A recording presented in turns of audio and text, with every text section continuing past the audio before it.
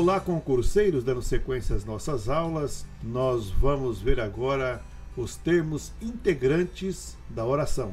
Na aula passada, nós vimos os termos essenciais da oração, que é o sujeito e o predicado, e agora nós vamos ver os termos integrantes da oração. Vamos à definição. Os termos integrantes da oração servem para complementar o sentido de certos verbos e certos nomes, para que a oração fique plena. Por isso são chamados de complementos verbais, objeto direto e objeto indireto, complemento nominal e agente da passiva. Então vamos ao primeiro quesito aqui, o objeto direto. O objeto direto é um termo que estabelece uma relação sintática com o verbo transitivo direto. Por isso ele é objeto direto, ou transitivo direto e indireto, complementando seu sentido. Normalmente, o objeto direto é o alvo da ação verbal e não vem preposicionado, ou seja, não tem preposição. Então, meus queridos, você já estudou as preposições? Se não, por favor, não deixe de estudar, não deixe de decorar. As preposições nos acompanharão durante todo o nosso estudo. Logo abaixo, nós temos aqui algumas frases que traz os objetos diretos, o objeto direto de cada frase aqui, já todo em negrito. Primeira frase: de um modo completo, mais didático, ensinei gramática aos alunos. Veja só que esse objeto direto ele veio sem preposição. Não tem uma preposição entre o verbo ensinei e o objeto direto gramática. Gostaria de vê-lo. Vê-lo. Olha só, o lo é o objeto direto, não vem com preposição. Aqueles eu tolero, mas estes jamais irei tolerar. Aqueles e estes objetos que vieram sem preposição. O técnico convocou somente os do Brasil. Então, olha só, os do Brasil, objeto direto, sem preposição. Nos últimos dias, Deus começará o despertar de um novo mundo. O despertar de um novo mundo está aí o objeto direto, sem preposição, está em negrito, bem às claras, fácil para você entender. Deixamos o nosso filho perceber as dificuldades da vida sozinho. Como se vê, seu núcleo pode ser representado por substantivo, pronome, numeral, palavra substantivada ou até mesmo uma oração, que é o caso da última frase. Deixamos o quê? O nosso filho perceber as dificuldades da vida sozinho. Agora vamos ver a relação do objeto direto e o sujeito. Normalmente, a distinção se torna complicadinha, porque as provas trabalham o sujeito depois do verbo, para dar a impressão de que se trata de um objeto e vice-versa. Para fazer a distinção entre objeto direto e sujeito, saiba que o objeto direto pode ser passado para a voz passiva analítica, tornando-se sujeito. Entenda melhor. Olha só aqui. Já começaram os jogos da seleção. Os jogos da seleção é o sujeito da oração. Ignoraram os jogos da seleção. Aqui, os jogos da seleção é pós-posto depois do verbo, transformou-se em objeto direto. Note que é totalmente possível passar a segunda frase para a voz passiva analítica. Os jogos da seleção foram ignorados, em que o objeto direto, os jogos da seleção, vira sujeito. Esta é a prova dos 9 para saber se é um objeto direto. Olha só, você passou para a voz passiva analítica. Deu certo? Então o objeto sempre será um objeto direto. Lembre-se, na voz passiva não há objeto direto, pois este virou sujeito. Olha só, já começaram os jogos da seleção. Está na voz passiva, não há objeto direto. Portanto, olha só essa frase aqui. Foram levados os computadores para o concerto. Os computadores é o quê? É o sujeito. Na frase, doou-se muita roupa velha. Como está na voz passiva, não há objeto direto. Por isso, muita roupa velha é o sujeito. Ficou claro para vocês? Espero que sim. O problema é que algumas bancas maldosamente criam questões de concordância com o objeto direto antecipado como se fosse o sujeito.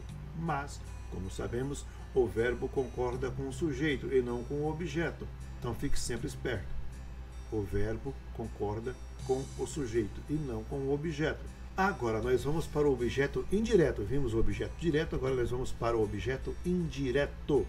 O objeto indireto é um termo que estabelece uma relação sintática com o verbo transitivo indireto ou transitivo direto e indireto, completando o seu sentido. Normalmente, o objeto indireto é um complemento que representa o ser beneficiado ou alvo de uma ação e vem sempre preposicionado.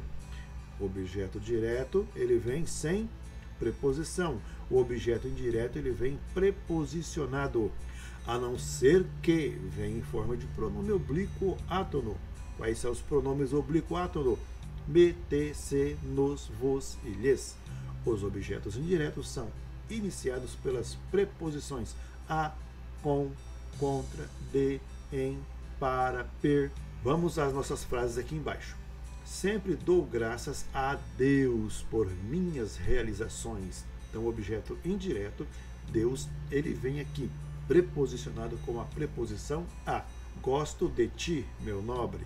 Ti, o objeto, vem preposicionado com a preposição de. Só depende dos dois resolver esta pendência. Então, dos é de mais os, né? Dos dois resolver esta pendência. Novamente, o objeto indireto preposicionado. Não troque o certo pelo duvidoso. Duvidoso, objeto indireto, porque veio preposicionado pela preposição pelo. Vamos insistir em promover o novo romance de ficção. Em promover, esse em, preposição, está preposicionando o objeto indireto. Como se vê, seu núcleo pode ser representado por substantivo, no caso de Deus, pronome, no caso de gosto de ti, numeral, que for os dois, ou palavra substantivada ou uma oração. Seguindo em frente, complemento nominal. Assim como os verbos, os nomes também podem ser transitivos, uma vez que exigem complementos. Na boa, o que seria um complemento nominal, senão um complemento de um nome? O próprio nome dado a esse termo sintático diz o que ele é. O complemento nominal é um termo que estabelece uma relação sintática com um nome, substantivo, adjetivo ou advérbio de base adjetiva, terminado geralmente em mente, complementando seu sentido. Normalmente, o complemento nominal é um termo de valor semântico passivo e vem sempre preposicionado. Olha só, preposição. Desde o começo estou falando para vocês. Já decorou as preposições? Se não, meu amigo, dá um jeito de decorar. Temos certeza do que? Da vitória, substantivo exigindo que um complemento nominal. Temos certeza do que? Da vitória. E esta vitória, complemento nominal, veio preposicionado. Onde está a preposição? Está no da. Que o da é a preposição de mais o artigo a. Contra fatos, não há argumentos. Um substantivo exigindo um complemento nominal. Esta sala vive cheia de verde, adjetivo, exigindo um complemento nominal, sempre vindo preposicionado. O júri votou favoravelmente ao réu. Aí está a preposição a mais o artigo o, ao. Foi feito um investimento de capital em tecnologia. Independentemente disso, que é de mais isso, volte para mim. A Bíblia é útil a nós. A lembrança dos três ocorreu de repente. Siga o comido de que a prova venha em um nível difícil. Como se vê, seu núcleo pode ser representado por substantivo, vitória, pronome numeral, palavra substantivada ou oração. Próximo tópico, agente da passiva. O agente da passiva é o complemento de um verbo na voz passiva analítica, sempre precedido da preposição por ou de. Lembre-se de que o nome dado ao termo diz muita coisa, portanto, o agente da passiva é um termo que age, ou seja, é um termo que pratica uma ação, só que na voz passiva. Tanto isso é verdade que, quando se passa o agente da passiva para a voz ativa, ele vira um sujeito, agente. Lembrando que a voz passiva se forma essencialmente por esses verbos auxiliares: ser, nas passivas de ação, estar, viver e andar. nas passivas de estado, ficar nas passivas de mudança de estado. Veja só, o gramático ficou rodeado de admiradores. Os governantes serão repreendidos pelo povo. O livro vai ser cuidadosamente revisado por quem? Era conhecida dos dois professores. Tínhamos sido surpreendidos pelo brilhante azul do mar. Então fomos surpreendidos, o agente da passiva. Como se vê, seu núcleo pode ser representado por substantivo, por pronome, numeral ou palavra substantivada ou até mesmo uma oração. Agente da passiva e complemento nominal. A diferença é bem simples. Se você conseguir passar a frase da passiva para a ativa, mantendo o significado, achará a resposta à sua dúvida. Olha só, o rapaz foi apaixonado pela colega. A colega apaixonou o rapaz? Sim ou não? Não, não houve ação dela. O rapaz foi assediado pela colega. Agora sim, a colega assediou o rapaz. Mais dois exemplos aqui. As ruas ficaram cobertas de lama. O que você diria? Passe para a voz ativa. É possível? Claro que sim. Lama cobriu as ruas.